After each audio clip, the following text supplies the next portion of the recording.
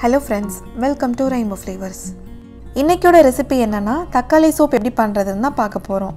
இது நம்ம உடம்புக்கு ரொம்பவே ஹெல்தியானது, ஸ்கின்னுக்குமே ரொம்ப நல்லது, நல்ல ஷைனிங் கொடுக்கும். weight loss பண்ணனும்னு நினைக்கிறவங்க இந்த சூப் வச்சு அடிக்கடி சாப்பிடலாம். வாங்க அதை எப்படி பண்றதுன்னு பாத்துறலாம்.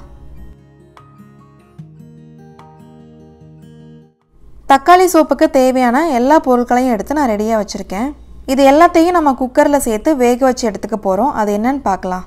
சின்ன வெங்காயம் 6 to 7, பூண்டு 4 பல், ஒரு சின்ன துண்டு பட்டை, 1 இன்ச் அளவுக்கு இஞ்சி, அப்புறமா பாதி பச்சை மிளகாய்.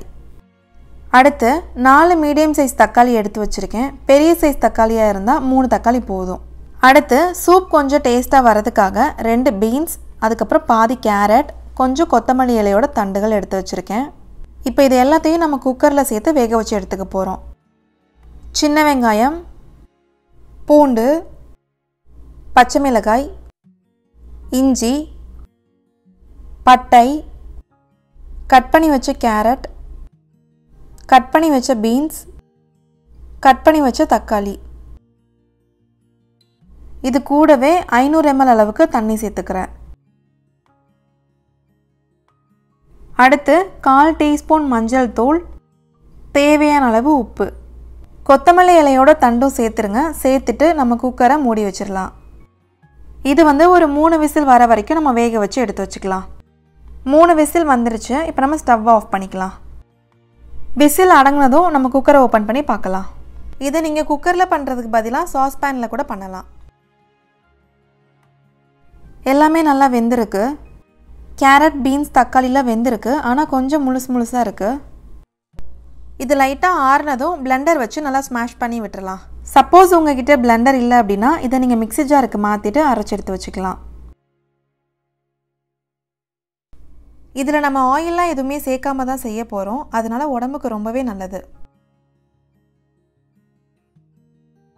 எல்லாமே நல்லா பிளெண்ட் ஆகிடுச்சு. இப்போ நம்ம இதை வடிகட்டி எடுத்துக்கலாம்.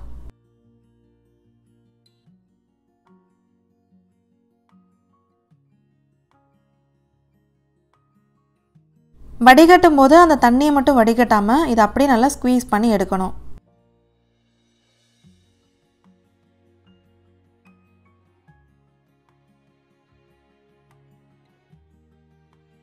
இந்த மாதிரி அழுத்தி விட்டாவே தண்ணி எல்லாமே வெளியே வந்துடும்.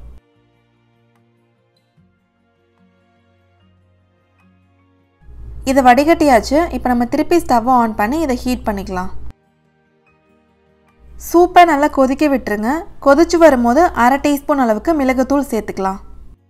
தேவைப்பட்டால் உப்பு டேஸ்ட்டு பார்த்து சேர்த்துக்கோங்க. ஏற்கனவே நம்ம குக்கரில் வேக வைக்கும் போதே நம்ம உப்பு சேர்த்துருக்கோம். அடுத்து 1/2 எலுமிச்சம்பழத்தையும் இதோட சேர்த்து ஸ்குவீஸ் பண்ணி விட்டுடலாம்.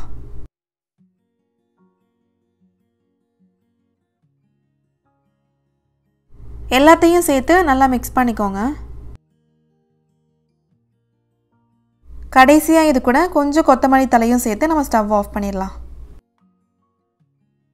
அவ்வளோதான், நம்மளோட தக்காளி சூப் ரெடி ஆகிடுச்சு. இதை சின்னவங்கள்லேருந்து பெரியவங்க வரைக்கும் எல்லாருமே சாப்பிட்லாம். ஈஸியாகவும் செஞ்சு முடிச்சிடலாம். இந்த ஹெல்தி ரெசிபியை நீங்களும் ட்ரை பண்ணி பார்த்துட்டு உங்கள் கமெண்ட்ஸை சொல்லுங்கள். உங்களுக்கு இந்த வீடியோ பிடிச்சிருந்தா லைக் பண்ணுங்கள், ஷேர் பண்ணுங்கள், சப்ஸ்கிரைப் பண்ணுங்கள். மறக்காமல் கூடவே இருக்கிற பெல் ஐக்கானையும் கிளிக் பண்ணிக்கோங்க. தேங்க்யூ.